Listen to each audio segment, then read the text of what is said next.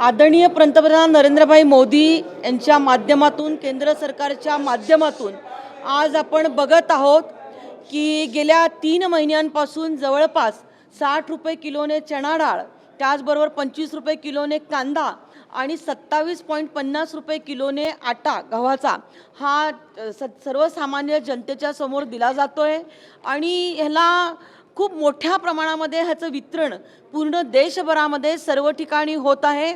ही चणा डाळ मागच्या महिन्यामध्ये देखील नाशिक जिल्ह्यामध्ये आली होती, त्याचं खूप मोठ्या प्रमाणामध्ये वाटप केलं आणि जनतेने त्याला खूप चांगला प्रतिसाद देखील दिलेला होता आणि आता परत ही चणा डाळ, आटा आणि कांदा नाशिक जिल्ह्यामध्ये पोहोचलेला आहे आणि या चणा डाळ, आटा आणि कांदा अतिशय वाजवी दरामध्ये भारत सरकारची ही भारत चणा डाळ नावाने आणि भारत आटा ह्या नावाने आपण वितरित करणार आहोत।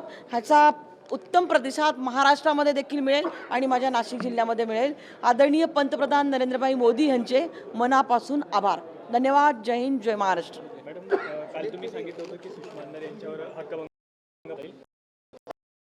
हक्कभंग प्रस्ताव आणणे म्हणजे ललित पाटील प्रकरणावर आवाज उठवू नका असं एक प्रकारचा दावा ते करतायत आणि ते असं म्हणतायत की जर पत्रात उल्लेखच असं तुमचा उल्लेख केलेला नाहीये तर देवयानी फडणवीस स्वतःहून का उडवून घेत आहेत?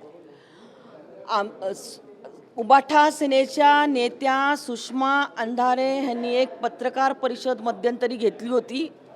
काल देखील मी म्हटलं की त्यांनी पत्रकार परिषदेमध्ये माझा उल्लेख केला नाही, परंतु त्यांना आलेल्या एका निनावी पत्रामध्ये ज्याचं माझं नाव होतं ते पत्र त्यांनी सर्व पत्रकारांना दिलं। ते पत्र नाशिक शहरामध्ये देखील पोचलं, काही पत्रकारांनी माझ्यापर्यंत पोचवलं आणि आपल्या त्यांच्या नावाने आलेलं पत्र हे माझ्यापर्यंत पोचलं, पत्रकारांपर्यंत पोचलं।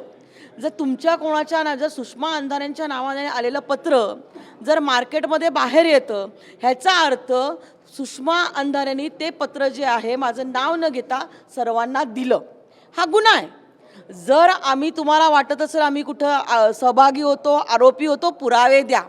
मी तर त्याच दिवशी गृहमंत्र्यांना पत्र दिलं की सदर प्रकरणाची पूर्णतः चौकशी करावी। आपल्याला सर्वांना माहिती आहे की गेल्या 1.5 वर्षांपासून नाशिकला ड्रग मुक्त करण्यासाठी मी कणखर पद्धतीने लढा न घाबरता देत आहे। आता जे पकडले गेलेले आरोपी आहे त्यांचे नावानिशी नंबरनिशी मी गृहमंत्र्यांना दिलेले होते, त्याच्यावरती गृहमंत्र्याने तातडीने कारवाई केली आणि महाराष्ट्राच्या सरकारने 50,000 कोटी रुपयाचा ड्रग्ज जे आहेत हे पकडले। महाराष्ट्राच्या इतिहासातली ही सर्वात मोठी घटना आहे।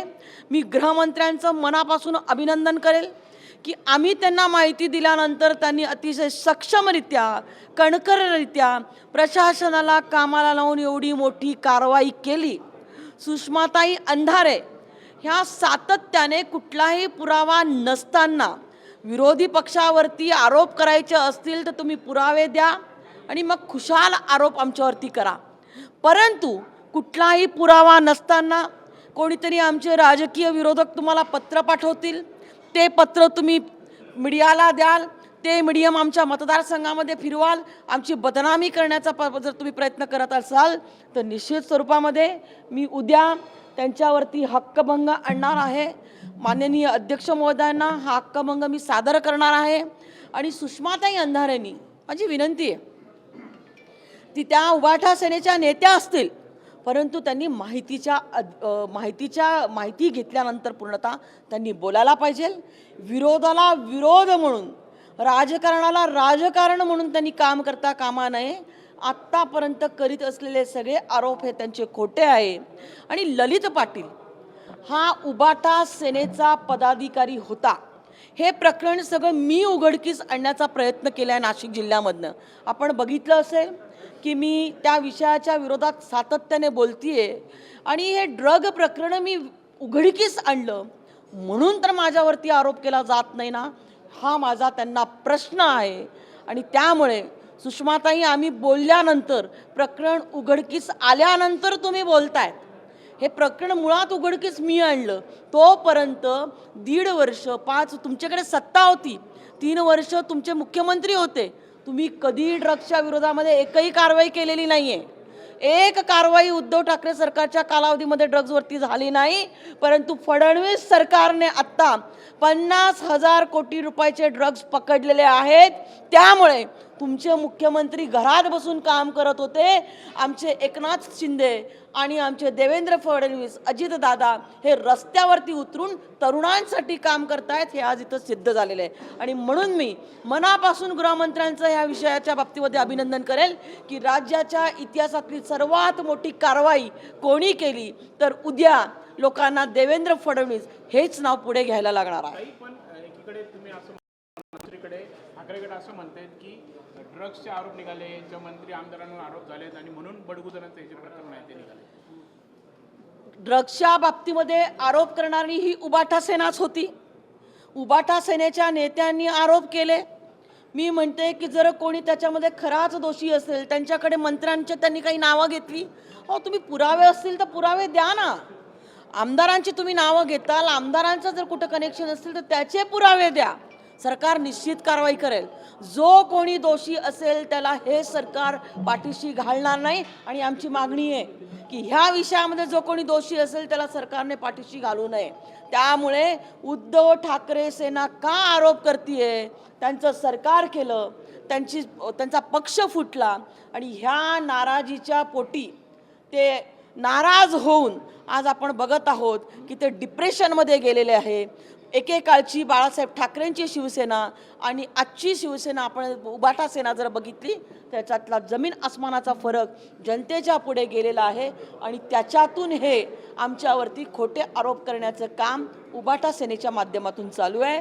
परंतु आम्हाला विधिमंडळातून जनतेने आम्हाला निवडून पाठवलेलं आहे आणि आम्हाला अधिकार दिलेल्या आयुध जी आहेत विधिमंडळाची, त्या आयुधांचा वापर करून आम्ही निश्चित स्वरूपामध्ये त्यांच्यावरती कारवाई करायला सांगू. मॅडम, तुम्ही 1.5 वर्षापासून या ड्रग्जबाबत काम करत आहे. राज्यात इतर ठिकाणी कोट्यावधी रुपयाचा ड्रग सापडलेला आहे. यासाठी सेपरेट यंत्रणा देखील आहे, जे नार्कोटिक्स आहे. त्यांनी एका मोठ्या अभिनेत्याच्या मुलावर कारवाई केली. या सगळ्या प्रकरणाची आपण उद्या सभेमध्ये हे करणार आहे, मागणी करणार आहे का? याच्यासाठी स्वतंत्र जे यंत्रणा आहे आपण बघितलं असेल की आदरणीय गृहमंत्री यांनी परवा एका ड्रग्ज विषयाच्या प्रश्नावरती उत्तर देत असताना खास त्यांनी अँटी नार्कोटिक्स एक सेल स्थापन केलेला आहे महाराष्ट्रामध्ये. व्यसनमुक्ती केंद्र ते काही ठिकाणी महाराष्ट्रामध्ये स्थापन करू इच्छित आहेत. म्हणजे ॲडिक्शन जे आहे त्याही विषयाला महाराष्ट्राच्या सरकारने, कारण अनेक तरुण आज ॲडिक्ट आहेत, अनेक कुटुंब आज उद्ध्वस्त झाली, त्याचं ॲडिक्शनच्याही बाबतीमध्ये सरकार काम करत आहे. आणि ऑलरेडी 50,000 कोटीचे ड्रग्ज हे काही उगाच सापडले नाही आहे. त्याच्यावरती सरकारने सर्व स्तरावरच्या यंत्रणा ह्या उभ्या केलेल्या आहे.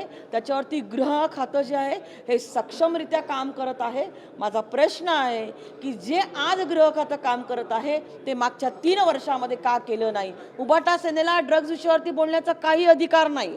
ललित पाटील हा त्यांच्याच पक्षाचा होता आणि म्हणून 3 वर्ष तुम्ही मुख्यमंत्री असताना हा विषय दाबून ठेवले का, हा माझा त्यांना सवाल आहे. धन्यवाद.